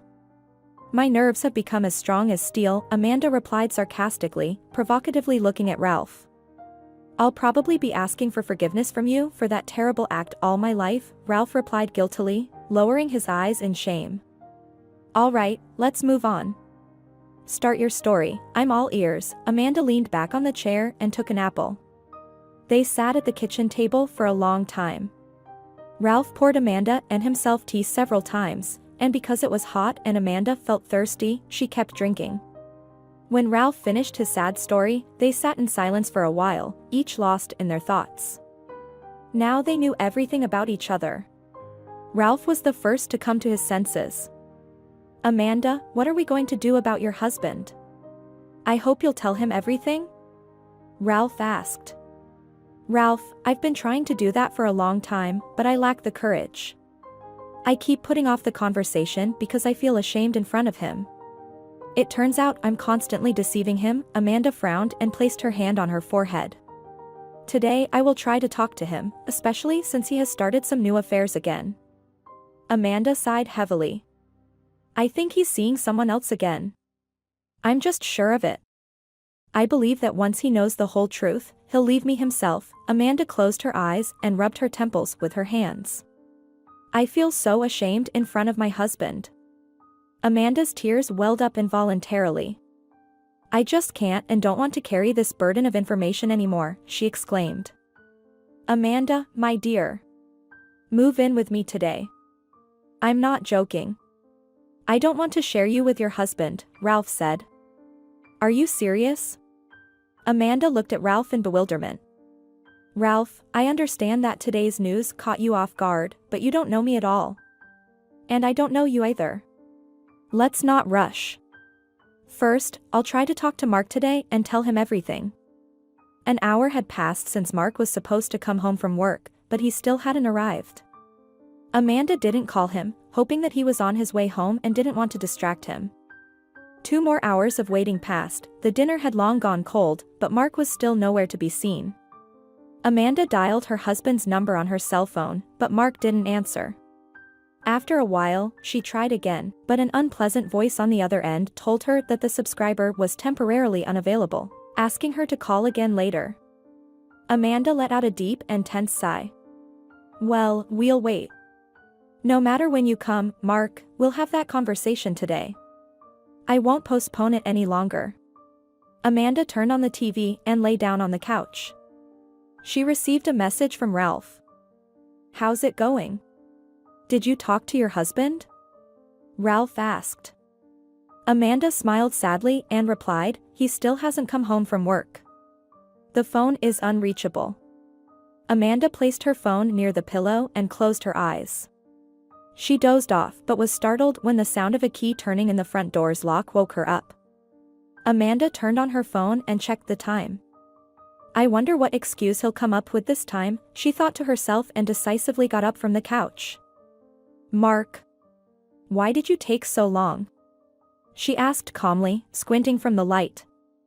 Sweetheart, I'm sorry. It happened that way, Mark replied, seemingly unaffected by the situation. Mark deliberately avoided looking Amanda in the eyes. There was a sense of shame and uncertainty in his awkward movements. Mark, you're drinking alcohol while driving again. Amanda wrinkled her face from the smell of alcohol. What are you trying to achieve? To lose your driving privileges? I've noticed this behavior from you more than once. Sweetheart, don't scold me. It happened that way. We went to a cafe with the guys, and I had only 1 glass of wine. I didn't want to leave the car on the street, so I decided to risk it and drive home. Don't worry, everything is fine, he said, approaching Amanda and quickly kissing her on the cheek. It's late now, go to bed. I'll take a quick shower and join you. We have to get up early tomorrow. Mark looked at his wife and smiled guiltily. Mark, Amanda said firmly, I'm waiting for you. We need to talk. About what? Because I got delayed again, and I have a lot to say about that too, Mark replied. I've been waiting for you the whole evening to talk, Amanda continued. There's no point in postponing the conversation any longer. All right, let's talk, Mark said, sitting on the couch and crossing his legs. He picked up the remote, lowered the TV volume, and looked challengingly at Amanda. Go ahead. I'm all ears. Mark, let's agree to be completely honest with each other tonight. No matter how bitter the truth may be, we'll listen to each other and make the appropriate decisions, Amanda said. Mark let out a heavy sigh. Agreed, he replied shortly. Amanda lowered her gaze and remained silent for a while, unsure of where to start this difficult conversation for both of them. Mark also stayed silent, staring absent-mindedly at the TV screen. Mark, you've gotten involved with another woman again. Amanda finally spoke up. Come on, Amanda, don't start making things up, Mark began to defend himself with a hint of irritation. Mark, we agreed to speak only the truth. Remember? You promised, Amanda said, carefully observing her husband's reaction to her words. Mark, please, be honest with me. If you regret being with me because I'm pregnant, let me assure you that you're making a mistake. Don't worry. It won't affect my health or the baby's. But I can feel, Mark, that you're avoiding me, that you're not interested in me anymore. Am I right? Amanda didn't take her eyes off her husband. She could see that he wanted to answer her but was hesitant. He didn't want to hurt or disappoint her. Amanda immediately realized that she would have to extract the truth from him with forceps, so she decided to confess everything first. Mark, listen to me carefully. Please don't interrupt me. It's very difficult for me to recall all of this, but you need to know, Amanda paused and continued, I should have told you everything a long time ago to spare you the pain, but I couldn't bring myself to do it. But don't think I wouldn't have told you anyway. Amanda lowered her gaze, lovingly placed her hand on her belly, gently caressed it, and smiled guiltily.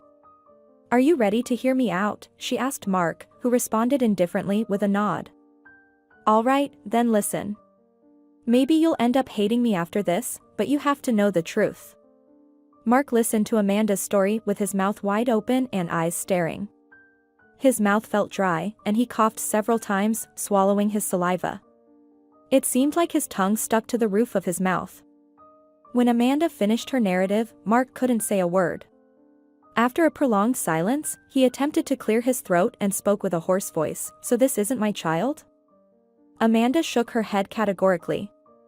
No, Mark, this isn't your child. Forgive me, if you can. Well, this is unexpected. Mark said with a tone as if a bucket of cold water had been poured over him. He scratched his temples and then covered his head with his hands, closing his eyes. Now it's your turn to tell your story, Mark. It's your turn to speak the truth, Amanda whispered almost inaudibly. Amanda, I don't know what to say. I need some time to process this information. Honestly, I didn't expect such a turn of events. I understand that you're not to blame for anything, but I also don't know how to act in this situation. Mark, just answer this. Have you fallen out of love with me? I don't know, Mark replied, still not lowering his head. His face expressed some disdain and anger. I haven't fallen out of love with you, Amanda, but now I have a muse. She inspires me. I enjoy spending time with her, Mark said absent-mindedly, lost in his own thoughts. Suddenly, he sharply turned his head, looked at Amanda, and then shifted his gaze to her belly. And does this neighbor know that it's his child? He asked her, staring intensely into Amanda's eyes. I told him today, she replied. Why on earth did you do that? Mark yelled, glaring at his wife with anger. I'm amazed at you, Mark. What's got you so worked up? You go out and enjoy yourself without even thinking about me, not caring about how I feel or what mood I'm in. I call you, and you don't answer, not even considering that I might be in a bad place and need your help. You can't even imagine that I don't need a husband like you. Well, actually, I wasn't planning to divorce you, Mark said sarcastically, but it seems you've already found yourself a new husband. Mark got up and went to open the front door. Mark, where are you going? Amanda asked in fear. I need to teach that jerk a lesson, and I won't calm down until I do. He's going to pay for his despicable act, Mark replied. Amanda rushed to her husband and managed to grab his hand. Start with yourself. Understand that even if it were your child, I would have still left you. Do you think I don't know that you weren't working extra shifts for 2 evenings, but instead, you were with your muse? You live for your own pleasure, deceiving me and deceiving yourself. Nothing will stop you anymore. You know why. Amanda continued with dissatisfaction. Why?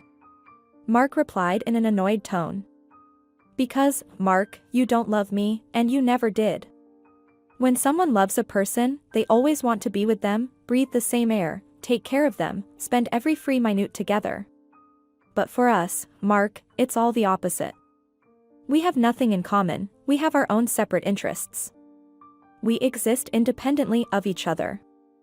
Amanda fell silent, let out a heavy sigh, and smiled bitterly. You have a muse. What a beautiful word. Mark, it's almost funny, but couldn't you just say straightforwardly that you've found another lover and that spending time with her is more interesting than with me? Am I right, Mark? Amanda looked closely at her husband and forced a bitter smile as treacherous tears welled up in her eyes. Mark's face turned sour. Amanda, right now, I'm in such a state that I can't think straight. You've pulled the rug out from under me. I need to think carefully and decide what's the right thing to do. Can I accept someone else's child? Amanda laughed. Mark, it's too late to think. I'm filing for divorce and releasing you with a light heart to your next muse. And this is my final decision. Your betrayals have just worn me out. The way we live together is simply unbearable. It's no longer a family, it's a parody of a family. Mark looked at Amanda with a distant gaze. It was evident that this news caught him off guard. In reality, Mark didn't blame Amanda. He knew she wasn't cheating on him and always kept the warmth of home. But at this moment, he hated her.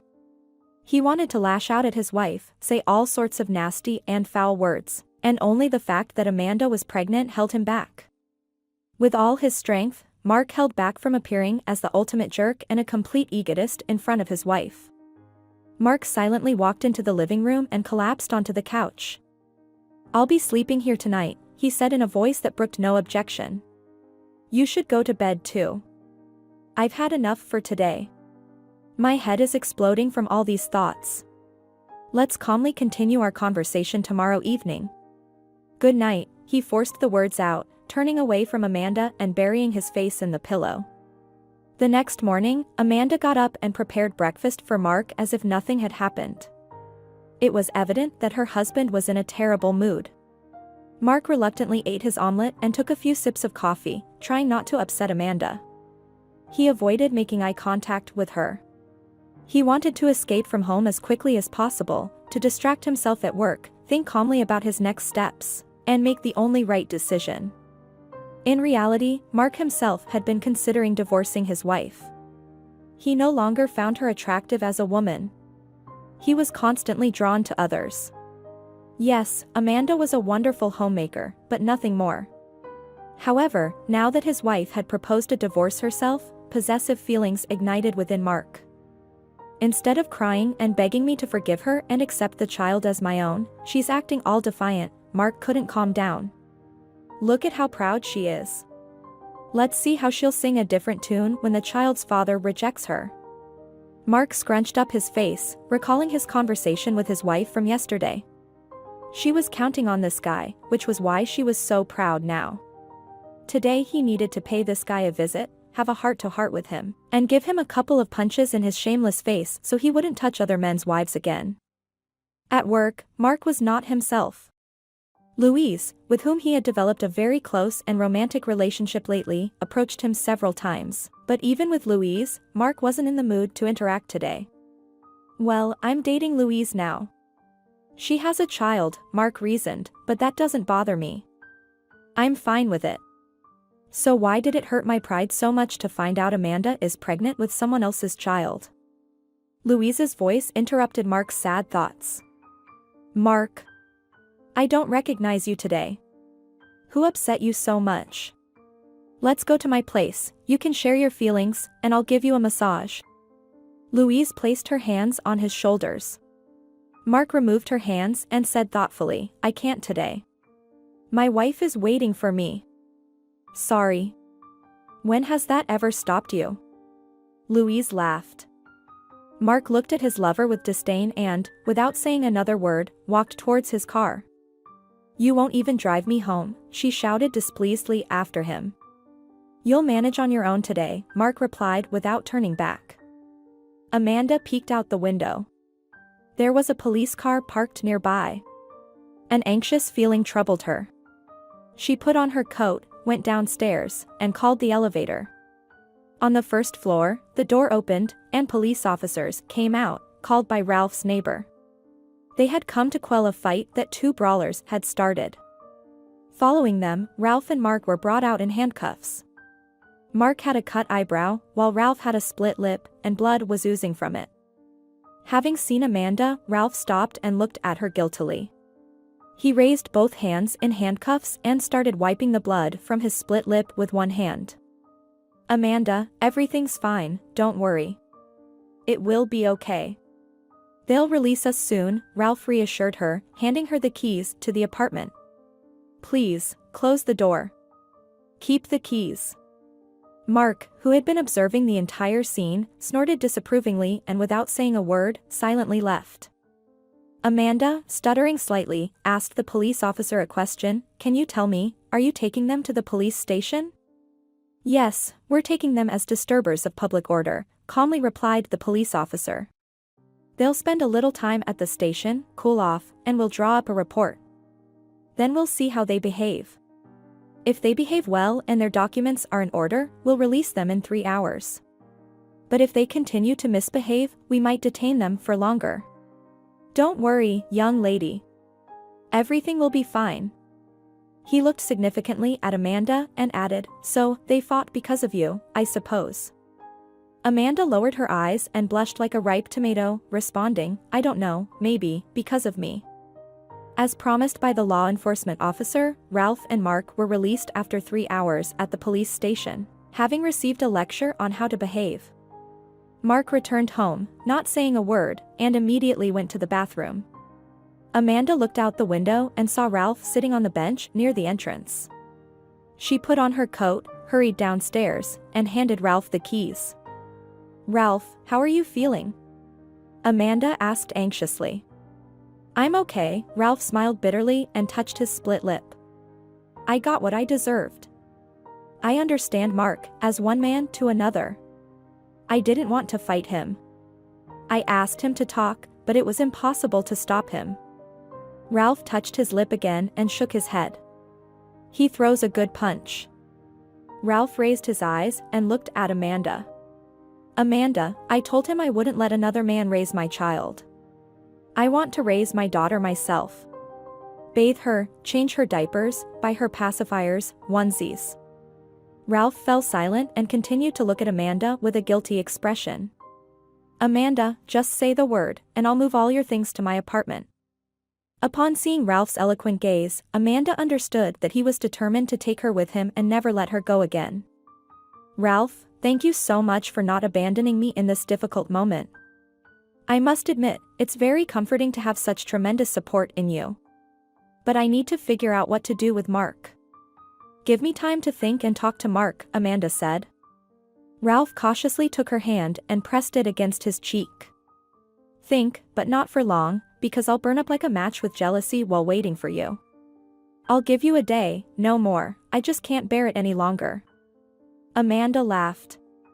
"Ralph, I have to go." She gently freed her hand from his embrace, patted his head, and without saying anything else, turned around and went home. Back at home, Amanda found Mark sitting at the kitchen table, silently sipping brandy. "Mark, why did you have to start a fight?" "But I would have understood if you were a model family man," Amanda said. Mark put a lemon wedge in his mouth and grimaced. "I just realized now that I'm not ready to lose you. But I want you to be happy." 3 years passed. Mama, Dad's here." Medina rushed into her father's arms. Ralph picked up his daughter and playfully lifted her up. "Hello, my beauty." He lovingly kissed her on one cheek and then on the other, then put her back on the ground. Amanda approached and also kissed her husband on the cheek. "Daddy, we've been waiting for you eagerly," Medina said. "We'll feed you quickly, and then we'll go for a walk." "You promised Medina to fly her kite today, the one her godmother gave her," Amanda said. Medina jumped with joy. "I want to fly the kite." Ralph looked at his daughter tenderly. "Got it, my lady." "I'll be quick," he said, winking at her. Amanda observed her husband thoughtfully as he enjoyed the meal and tried to give attention to their beloved daughter. Medina happily told her father how she helped her mom prepare dinner, and Ralph listened attentively and praised her for helping her mom. "Ralph," Amanda interrupted their conversation. He reluctantly tore himself away from their daughter's story. "What happened?" he asked, concerned. "We're going to have a baby." "I'm pregnant," Amanda said. Ralph put down his silverware, stood up, and gently embraced his wife. "Thank you, my love. I've been dreaming of hearing these words from you for so long. Thank you for being with me. Until we meet again."